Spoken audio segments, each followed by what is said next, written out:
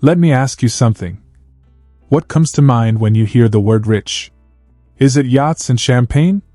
A mansion in the hills? Retiring at 35? Or maybe it's something simpler, like being debt-free, traveling when you want, buying that fancy coffee without guilt, or just having peace of mind knowing you've got money handled. Whatever your vision is, this book is about helping you get there. I Will Teach You to Be Rich isn't a get-rich-quick scheme or some dry financial manual filled with jargon. It's a real-world guide for real people who want to live a better life, with more freedom, less stress, and way more confidence in how they handle money. This book was written by Ramit Sethi, a Stanford graduate who's not your typical financial expert. He's not sitting in some ivory tower, throwing out outdated advice like, skip lattes, or, cut up your credit cards. Nope. Ramit is different. He's funny, direct, and maybe even a little bit in your face, but in the best way. Because he actually wants to help you win with money without sacrificing the things you love. Ramit started teaching this stuff back in college, when he launched his blog, also called I Will Teach You to Be Rich. It was born from personal experience, after he got a scholarship check from a nonprofit and decided to try investing it. He lost half of it almost immediately. But instead of backing away from money, he got curious. He got obsessed. He dug into what works and what doesn't when it comes to personal finance, and more importantly, how to actually make people take action. Fast forward a few years, and his book, I Will Teach You to Be Rich, was first released in 2009, right around the time the world was recovering from a massive financial crisis. Since then, the landscape has changed.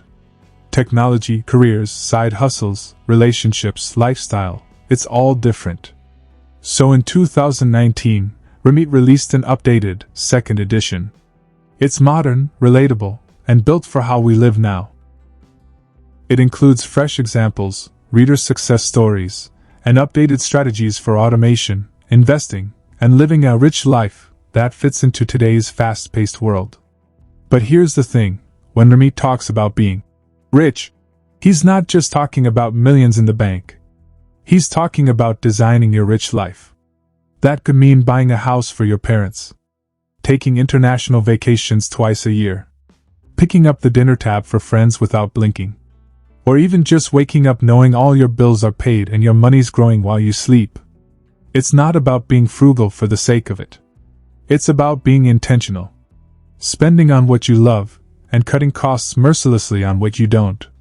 This book walks you through every part of building that life, from automating your finances and crushing your debt, to investing for the future and negotiating things like your salary and rent. It's broken down into a 6-week program, where each week focuses on a different area: optimizing your credit cards, setting up the right bank accounts, opening investment accounts, conscious spending, saving big on big-ticket items, and crafting your rich life vision. It's like a blueprint, but not the boring kind. Now let's talk about why this book matters, especially today. Right now, we live in a time where money advice is everywhere, but most of it is either way too complicated or completely unrealistic. One minute you're being told to stop buying avocado toast, the next minute someone's yelling at you to invest in crypto or buy real estate before you're 30. It's overwhelming. And frankly, most of it doesn't help, because it doesn't meet people where they actually are. Ramit's approach is the opposite. He believes that personal finance should be accessible, practical, and even fun. Yes, fun. He wants you to feel excited about your money. Because when you have a system that works in the background, when your bills are paid, your investments are automatic, your savings are growing, and you're still spending freely on the things you love, life gets lighter. You feel more in control. You breathe easier. And that's what he calls a rich life. And no, it's not about being perfect. This book isn't going to guilt you into feeling bad about your past mistakes or pressure you to give up every little indulgence. In fact, Ramit encourages you to spend more on the things that make you happy. The key is knowing where your money's going, and making sure it's going to the things you actually care about. It's about values, priorities, automation, and freedom. Whether you're someone who's never looked at a credit score, or someone who's been trying to get ahead for years but keeps hitting walls, this book meets you right where you are. It doesn't matter if you make $30,000 or $300,000 a year. It doesn't matter if you have debt or not. If you're willing to take small, consistent steps, I will teach you to be rich can change your life. So if you're tired of worrying about money, if you're ready to build a life where finances aren't a source of stress, but a tool for freedom and joy, then buckle up. Because what you're about to learn isn't just how to manage money. It's how to own it. Let's begin with Chapter 1, Optimize Your Credit Cards. Alright, let's get something straight right from the start. Credit cards are not evil. Yeah, you heard that right. In fact, if you know how to use them the right way, credit cards can actually be one of your most powerful tools in building a strong financial foundation. But here's the problem. Most people don't know how to use them. They rack up debt, pay only the minimum balance, and then freak out when their credit score tanks. Ramit Sethi opens Chapter 1 by flipping the usual credit card narrative on its head. He's not here to tell you to cut up your cards or avoid them like the plague. Instead, he wants you to take control of them, turn the tables, and start using them to your advantage. Think free travel points, cashback, protection from fraud, and building a rock-solid credit score. Now, why does your credit score matter so much? Because it impacts everything. We're talking your ability to rent an apartment, buy a car, get a mortgage, or even land a job in some cases. A bad score will cost you thousands over time. A great score? That opens doors. Literally. And here's the good news. Optimizing your credit cards is way easier than people think. This chapter is all about setting up a system, not just reacting to problems. Ramit walks you through the exact steps to fix your credit, choose the right cards, and get on track to become the kind of person banks want to work with. He talks about things like paying your bills on time, every time. This is the number one factor in your credit score. Even one missed payment can haunt you for years. Set up autopay. No excuses. Keeping your oldest card open. That first credit card you got in college? Don't cancel it. The longer your credit history, the better for your score. Keeping your credit utilization low. If you have a $10,000 limit, don't use more than $3,000 of it unless you pay it off fast. The lower, the better. Then there's the fun part, rewards. Ramit wants you to get paid for using your card. Travel miles. Cash back. Perks and bonuses. The key is using your card like a debit card, never spending money you don't have, and paying it off in full every single month. That way, you earn rewards while avoiding interest charges completely. And guess what? If you already have credit card debt, this chapter doesn't leave you hanging. Ramit gives you a battle plan. First, you call your credit card company and negotiate a lower interest rate. Yep.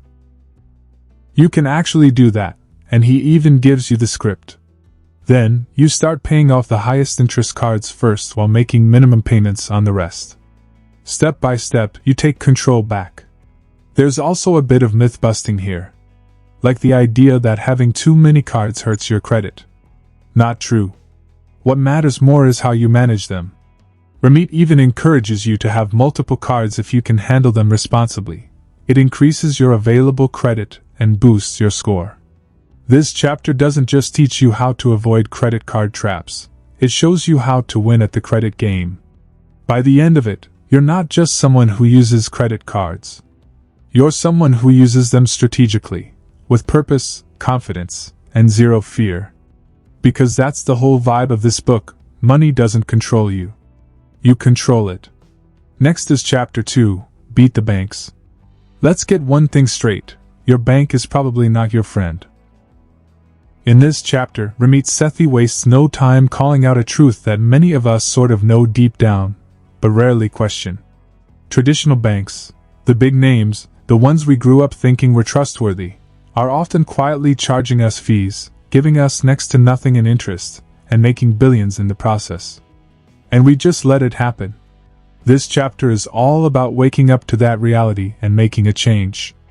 Ramit starts by painting a picture most of us can relate to.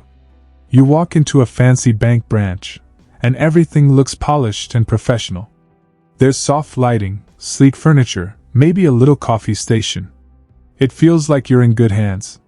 But underneath that calm, corporate exterior, it's a machine designed to make money off of you. Most traditional banks charge fees for the smallest things.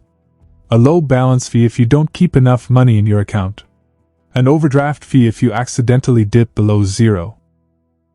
A monthly maintenance fee just for having the account open. And then they pay you interest that's so low it's basically insulting. We're talking pennies per year on your savings. And yet, for some reason, many people stay with these banks for years out of habit. Maybe it's the idea of loyalty. Maybe it's fear of change. Or maybe they just don't know there are better options. That's where Ramit comes in swinging. He makes the case, loud and clear, it's time to break up with your bank. He explains that there are better, smarter options out there, especially online banks. These banks are designed for how we live today. They cut the fees, raise the interest rates, and give you way more control over your money. Because they don't have to pay for physical branches or a huge staff, they can afford to offer real value to you, the customer. Ramit doesn't just tell you to switch, he shows you how. He walks you through what to look for in a good bank account. You want an account with no fees. You want a solid interest rate on your savings. You want easy-to-use mobile tools so you can manage your money anywhere, anytime. You want fast transfers and solid customer service when something goes wrong. And yes, those banks exist. One of the most powerful parts of this chapter is how Ramit encourages you to raise your standards. He's not just talking about banks, he's talking about your relationship with money. If you're letting a bank nickel and dime you every month, what else are you accepting that you shouldn't be? This chapter is about taking control and refusing to settle for less than what your money deserves.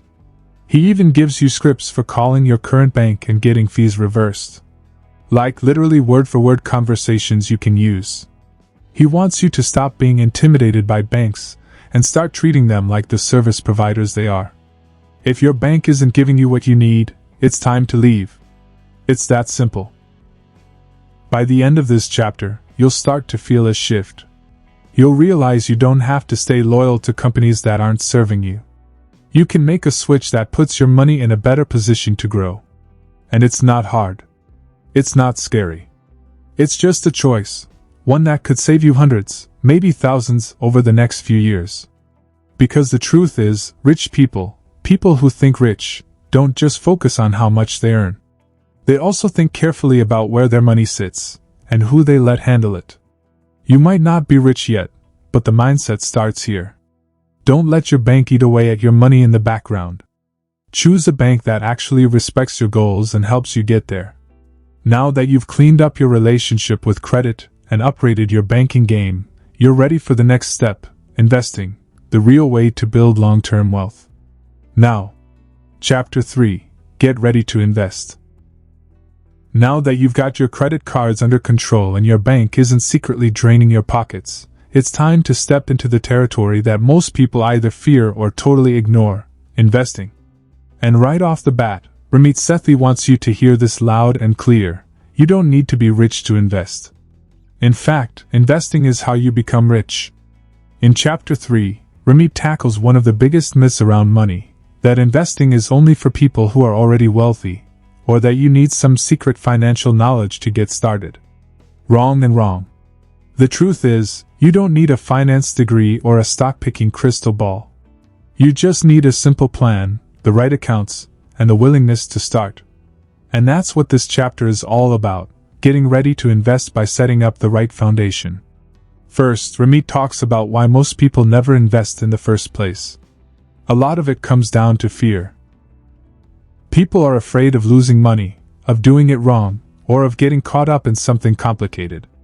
And then there's the overwhelming flood of options: IRAs, 401(k)s, mutual funds, index funds. It all sounds like a foreign language if no one's ever broken it down for you. But that's where Ramit's style really shines. He makes it simple. He explains that investing isn't about timing the market or picking hot stocks. It's about consistency, time, and letting compound growth do its thing. Ramit shares a powerful example early in this chapter. Two friends, one who starts investing at age 25, and the other who waits until 35. Even though the first person stops investing after just 10 years, and the second keeps going until retirement, the one who started earlier ends up with more money. That's the magic of compounding. It rewards action over perfection. And the earlier you start, the better. But even if you're starting late? No shame. The next best time to start is now. Next, Ramit walks you through the types of investment accounts you'll want to set up. He talks about retirement accounts like the 401k, which you can usually get through your employer, and the Roth IRA, which you can open on your own. He explains why these accounts are powerful, not just because they help your money grow, but because they come with serious tax advantages. And again, he's not just telling you what to do, he's guiding you through the process step by step, in plain English, so you actually understand it. He also emphasizes that getting your investment accounts in place now, even if you're not ready to start throwing big money in them, is a key move. Think of it like setting up a garden. You don't need to plant everything today. But you do need to prepare the soil, clear the space, and make it ready for when you are. One of the most empowering parts of this chapter is when Ramit tells you to stop waiting for the perfect time. There's no such thing. The stock market will always go up and down, the headlines will always be scary, and someone will always be trying to sell you on some hot new investing trend. But smart, steady investing beats panic and perfectionism every single time. This chapter is about confidence. It's about understanding that investing isn't reserved for the elite. It's built for regular people like you who want to live a richer life in the future without obsessing over money every day. Ramit's goal is to help you feel like you can do this, because you absolutely can. By the time this chapter wraps, you'll have a clear picture of what it means to get your investment plan off the ground. You won't be diving into actual funds just yet, that comes later, but you'll be ready. The fear will start to fade. And in its place, a quiet, powerful confidence that says, I've got this. Next is Chapter 4, Conscious Spending. Alright, so here's where things start getting real fun. Because let's be honest, when people hear the words personal finance, they usually think it means cutting back, tightening belts, saying no to everything fun. But Chapter 4? Ramit flips that tired old idea right on its head. He introduces a new way to think about money, conscious spending, and it's a total game changer. This chapter starts with a simple but powerful question. What if you could spend extravagantly on the things you love, as long as you cut costs mercilessly on the things you don't? That's the heart of conscious spending. It's not about restriction, it's about alignment.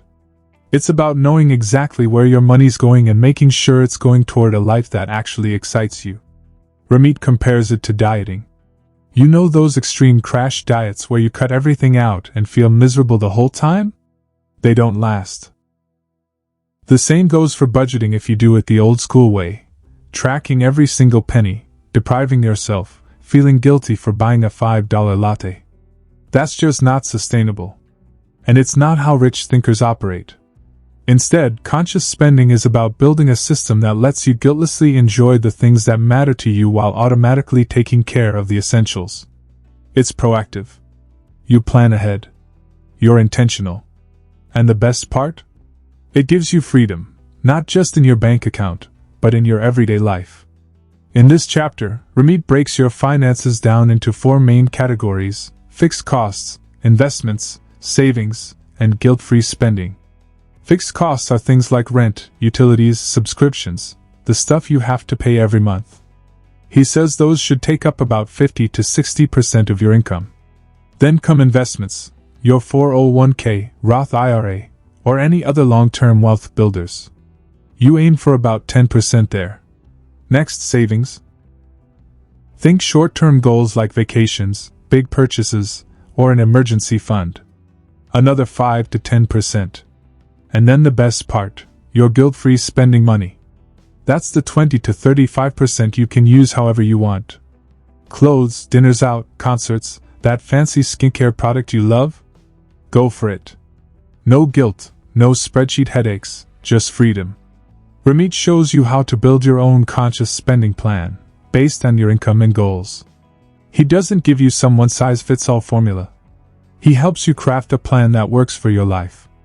And more importantly, he helps you think about your spending in terms of your values. Because spending money is not just a financial act, it's an emotional one. And when you learn to spend in alignment with who you are and what you care about, that's when money starts to feel really good. He tells stories about real people who've used this mindset to stop obsessing over little expenses and start enjoying their lives more. Like the guy who always felt guilty about eating out, but loved good food, so he adjusted his budget to cut back on stuff he didn't care about, like clothes, and freed up cash to eat at amazing restaurants every weekend. Or the woman who stopped chasing cheap travel deals that stressed her out, and instead saved up for a first-class vacation that made her feel like a queen.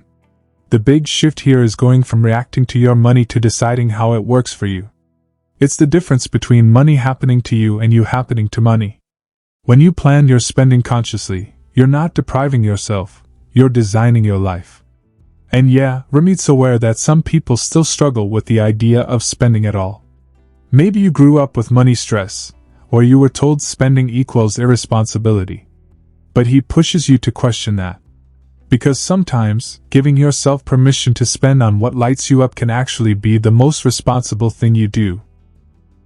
It keeps you motivated, focused, and grounded in what matters. By the end of this chapter, you'll feel like you finally have a framework for money that isn't built on guilt or fear.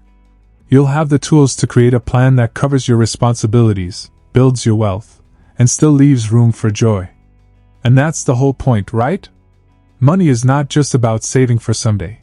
It's about living fully today, too. Next is Chapter 5, Save While Sleeping. Now this one's where the magic really starts happening.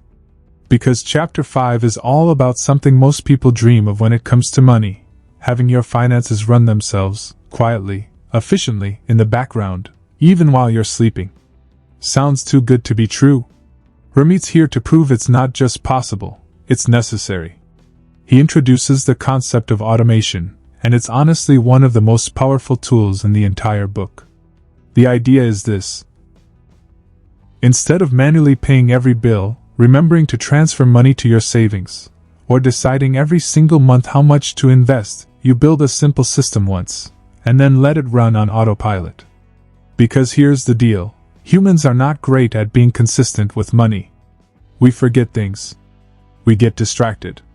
We talk ourselves out of saving when something fun pops up. And when it's up to willpower alone, our finances tend to get messy or neglected. Automation takes willpower out of the equation. It makes smart decisions the default. Ramit starts by explaining how money should flow through your life, step by step. It starts when your paycheck hits your checking account. From there, your system automatically moves portions of that money to different places, some to savings, some to investments, some to bills, and some to your guilt-free spending account. You don't have to touch anything. It just happens. And here's what's so brilliant. Once you set this up, you can go live your life. You don't have to track every expense, worry about missing a payment, or stress about whether you're saving enough. Your system handles it. You can check in once a month to review and make tweaks. But the daily pressure? Gone. This chapter breaks down the mechanics of setting all that up. First, you make sure your accounts are ready, ideally the no-fee, high-interest bank accounts you learned about in Chapter 2. Then, you set up automatic transfers, a set amount to your savings account, another to your Roth IRA or 401k, your fixed bills like rent and utilities, and finally, an account for guilt-free spending, the fun stuff. Ramit also talks about prioritizing your savings goals. Maybe you're building an emergency fund. Maybe it's a vacation, or a wedding, or a down payment. He wants you to name those goals and assign them real numbers. Automation works best when it's personal and purposeful. You're not just saving. You're actively creating the life you want, piece by piece. He also gives you tips for timing everything. Like if your paycheck comes in on the 1st, schedule your transfers for the 2nd or 3rd, just to be safe. Space out bill payments based on your due dates so you never overdraft. And make sure your guilt-free spending hits a separate account, because once that money's in there, it's yours to enjoy without guilt. One of the most freeing parts of this system is that it removes the burden of constant decision-making. Instead of asking yourself, should I invest this month? Should I save or spend? You've already made those decisions in advance. Your system makes sure they happen, every time. And Ramit doesn't just show you how to set this up, he shows you how it feels. He tells stories of people who used to feel stressed about every money decision, but now feel totally at ease. They're building wealth automatically. Their bills are paid on time. And they still have money to live their lives. That peace of mind? It's priceless. By the end of this chapter, you'll have a blueprint for how to make your money flow exactly where it needs to go, without needing to babysit it. And once it's all humming along, you can focus on living your life, knowing your financial future is growing stronger in the background. Because that's what being rich really looks like. It's not obsessing over every dollar. It's knowing your money is working for you, even when you're not thinking about it. Alright, now we're getting into some myth busting. Chapter 6 is where Ramit Sethi starts shining a light on one of the biggest money traps out there, the belief that we need a financial expert to tell us what to do with our money. If you've ever thought, I'll start investing once I find a good financial advisor, or I'm not smart enough to do this on my own, this chapter is going to flip that mindset completely. Ramit starts off by pointing out something sneaky about the financial industry. It wants you to feel confused. It thrives on complexity. Because the more overwhelmed you are by all the terms and jargon, the more likely you are to hand over your money to someone else, thinking they must know better.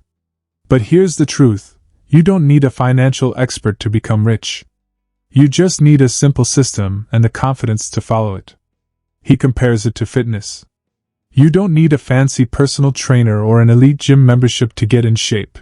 You just need a basic workout plan and consistency. It's the same with your money. The industry loves to overcomplicate things so it can sell you on professional help. But most of those professionals? They're not even required to put your interests first. Yeah, I read that again. A lot of people out there calling themselves financial advisors are actually salespeople. Their job isn't to help you. It's to sell you products, like expensive mutual funds or insurance plans that make them commissions and cost you money in hidden fees. Ramit even shares a few shady stories, like the woman who trusted her advisor blindly, only to realize she'd been paying sky-high fees that ate into her investment returns for years. He teaches you to ask one simple question when dealing with anyone offering financial advice. Are you a fiduciary? A fiduciary is legally required to act in your best interest. If the answer is anything but yes, or if they dance around the question, that's a red flag.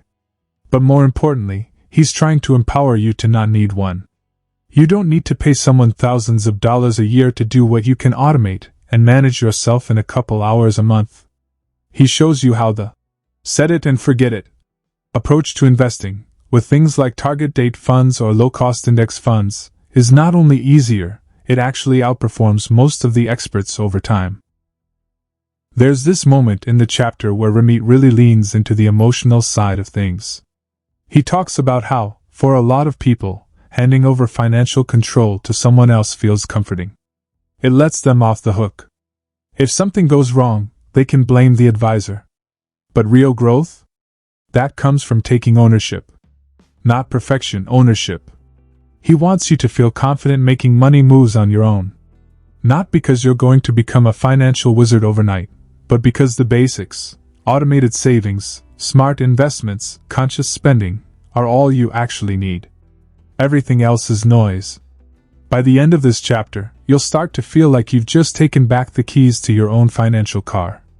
You'll realize that most of what passes for financial advice out there is just white noise, and that you are the best person to drive your money forward.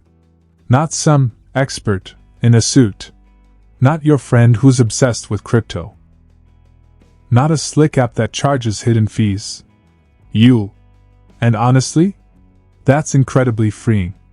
Because now, your path to wealth is no longer locked behind a door labeled "Ask an expert." It's right in front of you. And you're already walking it. Next is Chapter 7, Investing is Only for Rich People, and Other Dumb Myths. This chapter? This one hits right at the heart of the mental blocks a lot of people carry around about investing. Ramit Sethi doesn't sugarcoat anything, he comes right out and says it. Most of what you believe about investing is probably wrong. But not because you're dumb. Nope. It's because society, media, and even your friends and family have been feeding you these myths for years. Let's start with the big one right in the title. Investing is only for rich people. That idea is so baked into the way we think that many people don't even realize they believe it. You hear it in phrases like, "I'll start investing once I have more money," or, "That stuff's for Wall Street types, not people like me." But Ramit completely dismantles that myth. He starts with a simple, empowering truth: you do not need to be rich to invest. In fact, investing is how you get rich. Let that sink in. You don't wait until you're wealthy to start. You start now, with whatever you can afford, and you let time and consistency do the heavy lifting. Ramit introduces the idea of compound growth, and if you've never truly wrapped your head around it before, this is the chapter that'll make it click. He walks you through real examples showing how starting to invest even small amounts early on can lead to massive returns over time. And it's not hype, it's math. It's boring, predictable, powerful math. And it works. Then he tackles another myth. Investing is risky. And okay, yeah, if you're day trading penny stocks or betting everything on crypto, then yes, it's risky. But that's not what Ramit teaches. He's all about long-term, boring, reliable investing. Think low-cost index funds that track the market. The kind of stuff that grows steadily over time without needing you to check your phone every 5 minutes. He explains that the real risk is not investing. Because if you're just saving money and letting it sit in a regular bank account, you're actually losing value to inflation every single year. Your dollars are slowly shrinking. Meanwhile, investing, smart, simple investing, protects and grows your money over the long haul. And then there's the myth that investing is too complicated. Ramit comes in strong here, breaking it down in plain English. You don't need to memorize stock tickers, watch CNBC, or have a finance degree.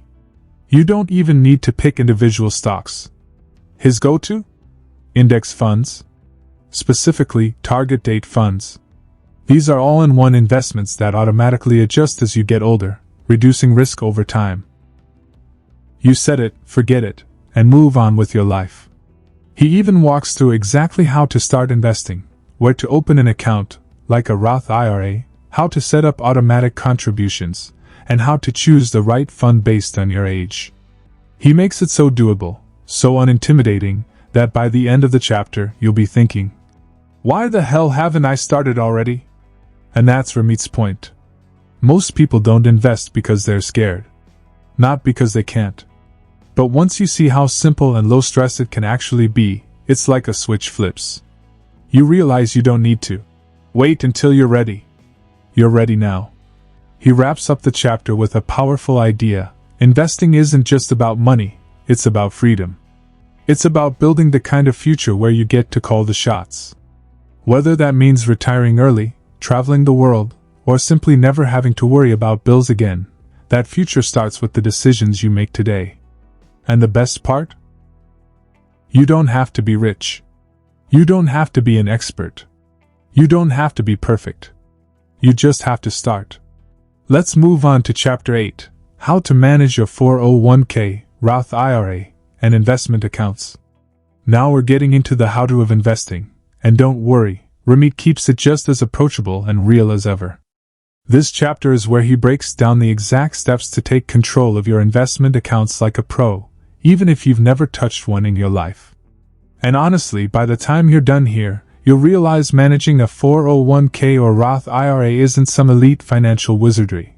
It's just a series of clear, simple moves that anyone can make.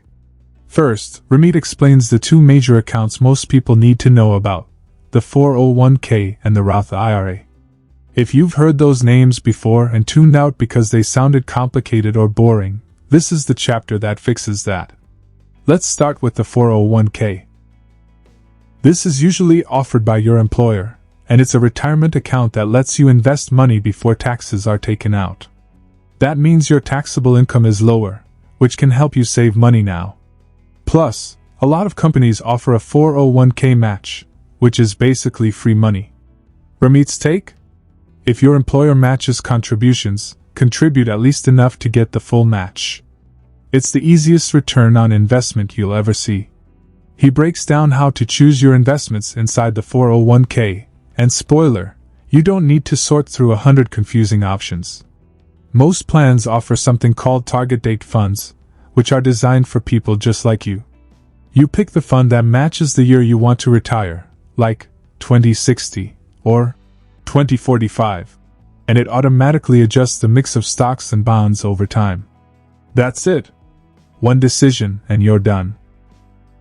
Then comes the Roth IRA, which is a separate retirement account you open yourself, usually through a broker like Vanguard, Fidelity, or Schwab. It's funded with after-tax money, but here's the magic.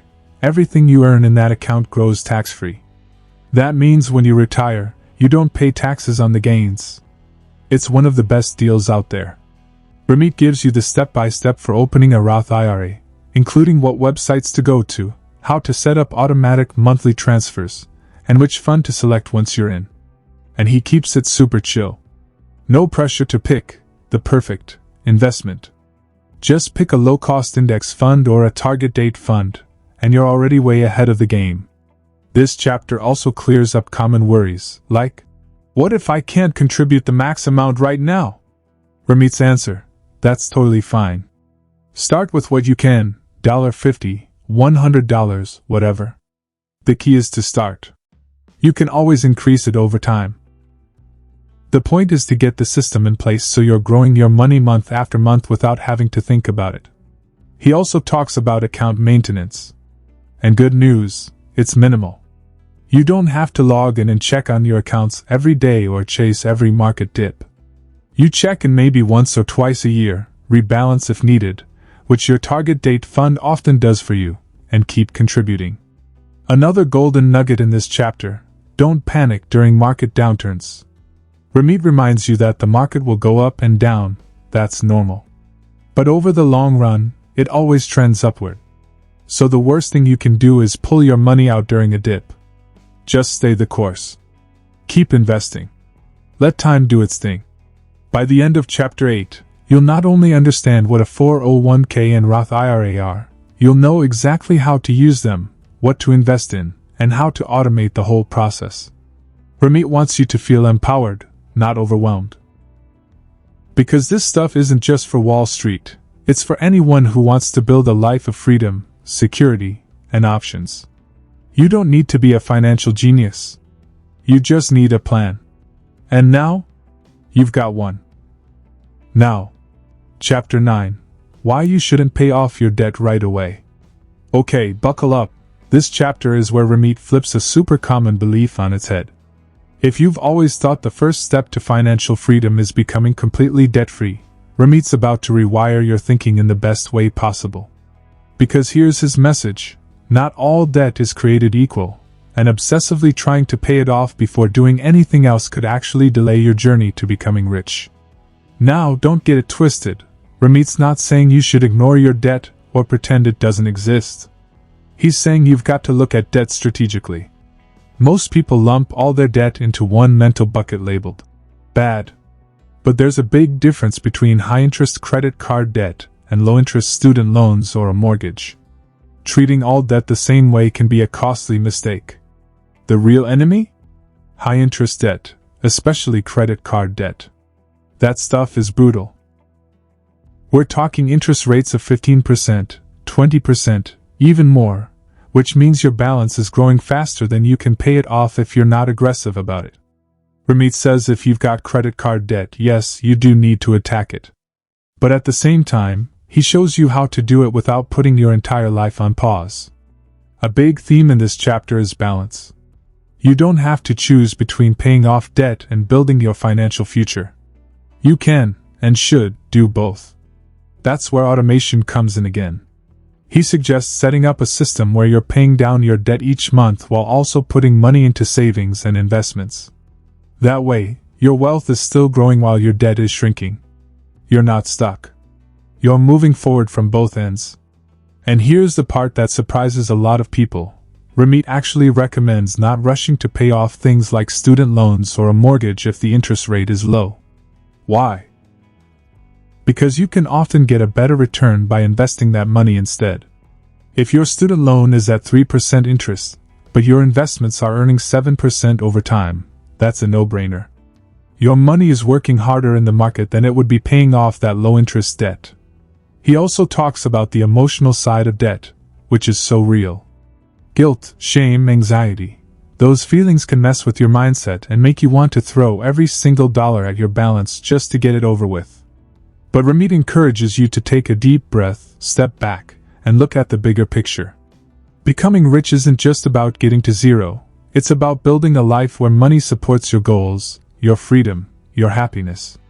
And you don't get there by putting everything else on hold until you've paid off every cent.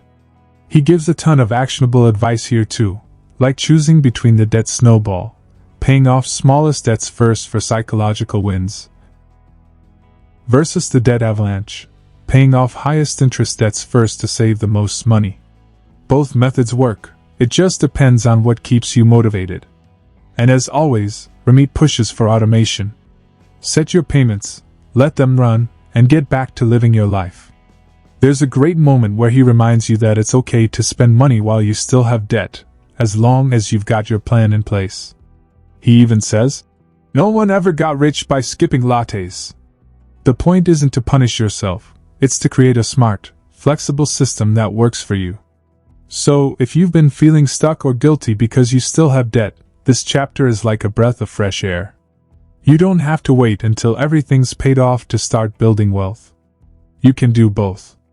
And honestly, you should do both. Next is Chapter 10, How to Use Credit Cards Like a Pro. Alright. This chapter is all about turning something that freaks a lot of people out into a total money tool. Ramit doesn't just want you to deal with credit cards, he wants you to master them. Because when used the right way, credit cards can actually help you build wealth, protect your money, and rack up some pretty sweet perks. But most people are never taught how to use them wisely, so that's exactly what he's here to do. Ramit kicks things off by tackling the credit card fear straight on. He knows that for a lot of people, the word credit equals danger. And look, it's true that credit cards can absolutely wreck your finances if you don't use them responsibly. But the card itself isn't the problem, it's how people use it. Kind of like how a knife can be dangerous, but also super useful in the kitchen if you know what you're doing. So the first rule he lays down? Never carry a balance. Ever. Ramit is crystal clear about this. If you're putting expenses on a card and not paying the full amount off every month, you're getting hit with interest, and that's how people get trapped. The minute you carry a balance, the credit card company is making money off you, not the other way around. But if you're paying off your full balance on time each month, that's when credit cards become a powerful tool. Ramit dives into a few key reasons why you should be using credit cards, starting with building your credit score. And in today's world, that number matters a lot. It affects everything from renting an apartment to getting a mortgage to even landing certain jobs. Using a credit card responsibly is one of the fastest and easiest ways to boost that score. Next up, fraud protection. When you use a debit card and someone steals your info, that money is gone from your bank account until it's sorted out, and that can take weeks. But with a credit card, you're protected. It's the card issuer's money at risk, not yours. That alone is a solid reason to never put big purchases or travel expenses on a debit card. Then there's the fun stuff, rewards. Ramit shows you how to get serious value out of credit card points, cashback, and travel perks. But, and this is key, only if you're already being responsible. Rewards aren't worth it if you're paying interest or overspending to chase points. But if you're already paying your balance off in full, those rewards are basically free money. He even gives tips on choosing the right credit card, depending on your goals. Want travel rewards? There are cards for that. Want straight-up cashback? There's a card for that too. But Ramit keeps you grounded, don't get sucked into signing up for 10 cards at once. Pick one or two that match your lifestyle, and make sure there's no annual fee if you're just starting out. Ramit also explains how to manage multiple cards, like using different ones for different categories, groceries, travel, gas, and setting up automatic payments so you're never late.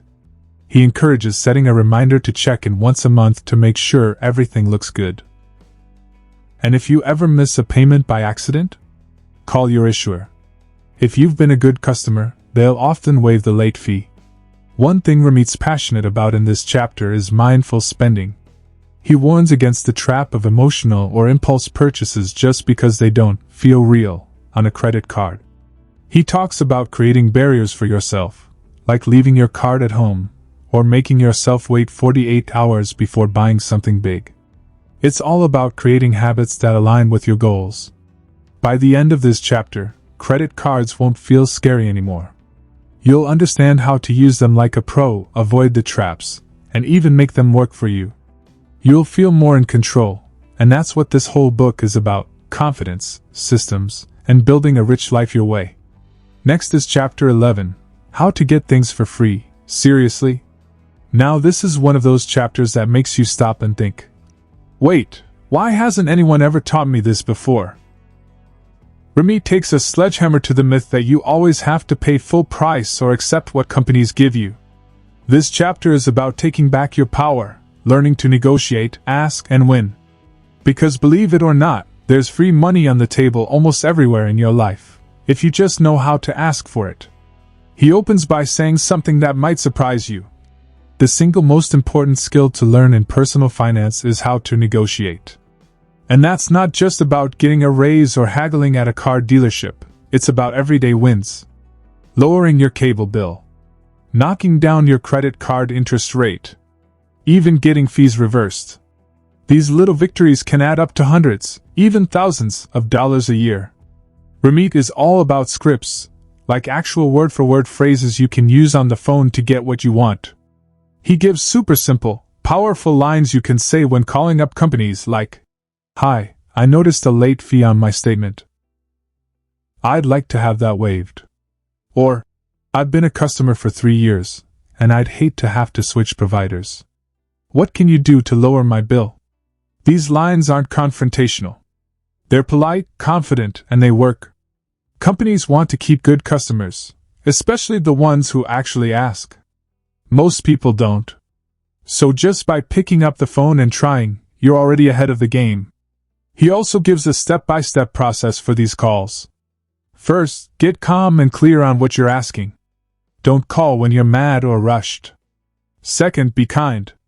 Yes, even if you're frustrated. The rep on the other end isn't your enemy. And third, don't back down too fast. If the first person says no, politely escalate. Ask for a supervisor. Ramit calls it the negotiation dance. You push a little, they push back, you hold your ground. This chapter also covers big-ticket wins, like negotiating rent. Yep, you can negotiate your rent, and it doesn't have to be awkward. Ramit gives examples of people who've emailed their landlord with well-written, respectful messages and gotten $50, $100, even $200 off per month. That's real money saved over time. And here's the bigger mindset shift he delivers: you don't get what you don't ask for. So many of us are taught to just accept the first offer, to avoid conflict, or to be polite at our own expense. But asking isn't rude. It's smart. You're not begging, you're advocating for yourself. And over time, that confidence can bleed into other areas of your life too, not just your bank account. Another gem in this chapter? Ramit dives into credit card perks and protections that most people don't even know exist. Things like extended warranties, price protection, return protection. A lot of credit cards will reimburse you if the price of something drops after you buy it, but only if you know to ask. Again, it's about awareness and confidence. And here's what makes this chapter really fun: it's not theoretical. These are actions you can literally take today. Make a call. Send an email. Use one of Ramit's scripts. Save some money before dinner. By the end, you'll feel like you've been handed a secret playbook.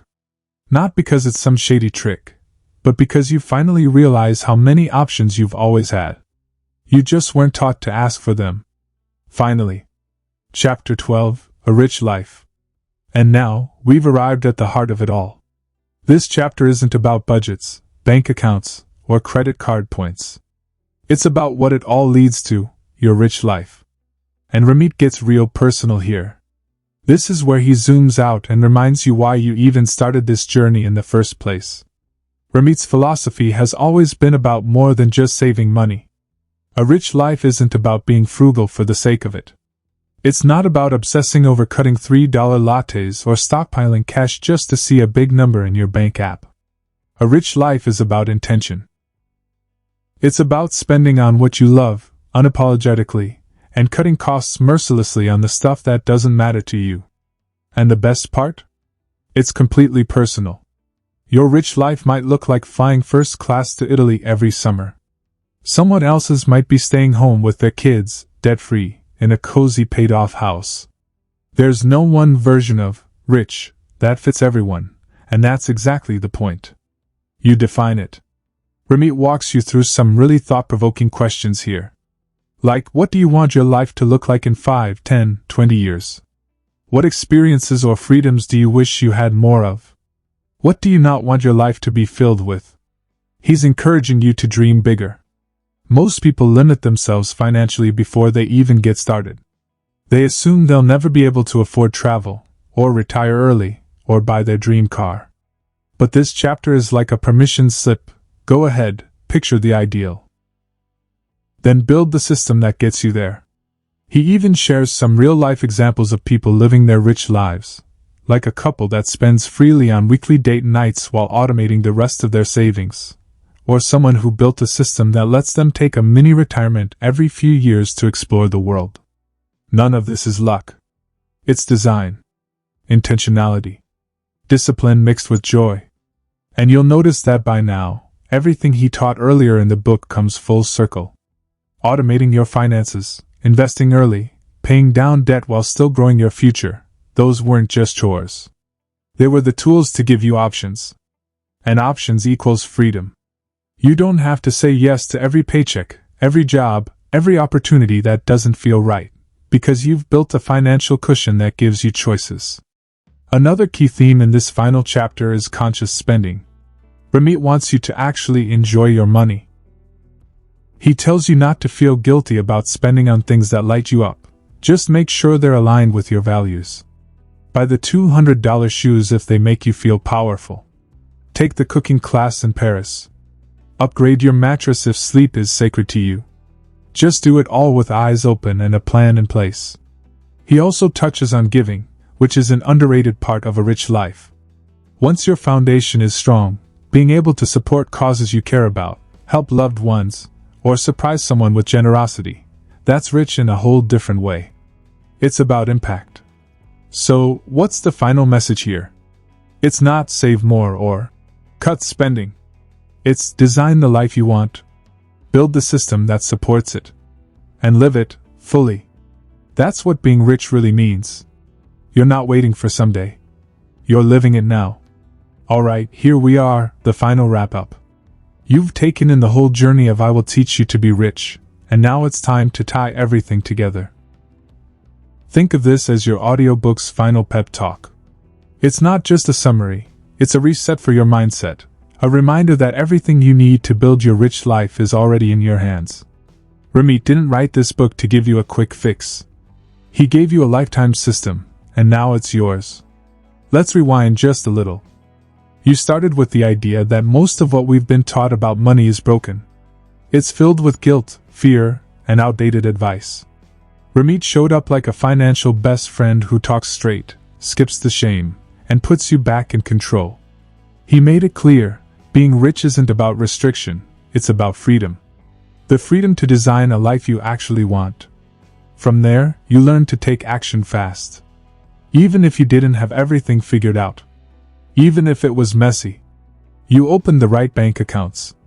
You set up automatic systems. You learned how to crush debt without putting your dreams on pause. You saw that you can build wealth and enjoy life at the same time, No need to sacrifice one for the other. You also got real about your goals. Your values. What actually makes you happy. That's the core of conscious spending. Cut ruthlessly on what you don't care about, and spend freely, guilt-free, on what brings you joy. Whether that's skincare, books, sneakers, dinners out, or plane tickets, if it matters to you, it matters. Period.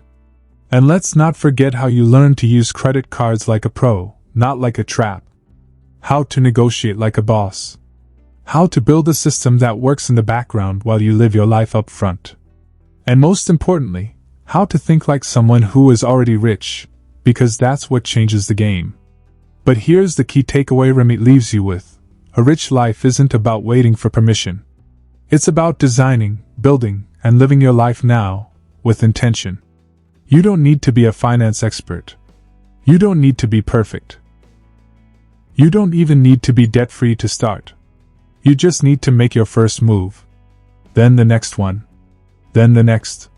So if you're wondering, what do I do now? Here's your answer. Go back to your conscious spending plan. Tweak it, automate it, and trust it. Start investing. Even if it's just $50 a month. Compound growth loves early action. Pick one area of your life, maybe travel, maybe relationships, maybe wellness, and start spending there with joy, not guilt. Keep learning, adjusting, and living. You have the system now. The mindset. The tools.